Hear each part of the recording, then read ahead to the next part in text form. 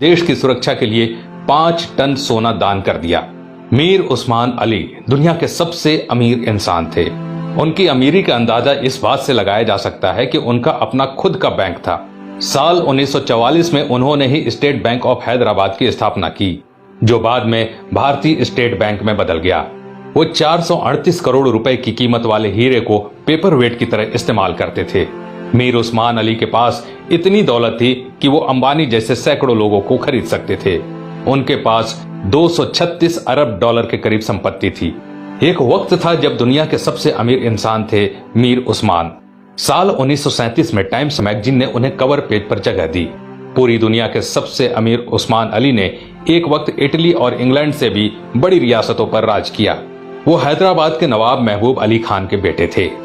आजादी से पहले तक वो हैदराबाद के निजाम रहे और फिर जनवरी 1950 को हैदराबाद के पहले राज्य प्रमुख बने। मीर उस्मान अली भारतीय इतिहास में सबसे ज्यादा दान देने वाले शख्स हैं। साल 1962 में भारत चीन युद्ध के वक्त मीर उस्मान ने भारत की सरकार को 5 टन सोना दिया था, जो कि किसी भी शख्स द्वारा दिया गया अब तक का सबसे बड़ा दान है। आपको जानकर हैरानी होगी कि भारत और चीन के बीच जब युद्ध हुआ था तब भारत द्वारा इस्तेमाल किए गए हथियार और बारूद मीर उस्मान के पैसों से ही खरीदे गए थे।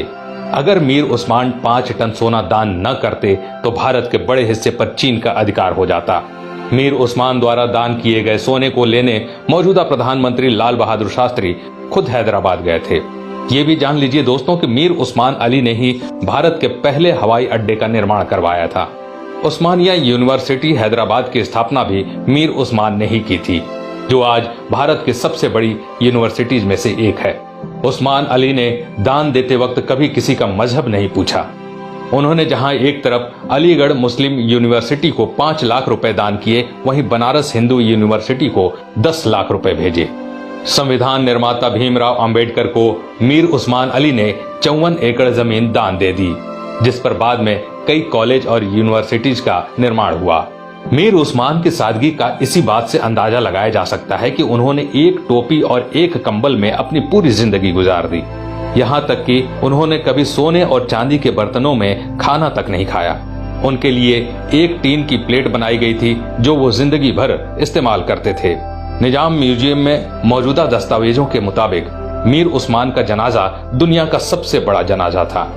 मीर उस्मान अली कहा करते थे कि जब तक निजाम जैसा मुसलमान जिंदा है, इस धरती की तरफ कोई आंख उठाकर भी नहीं देख सकता।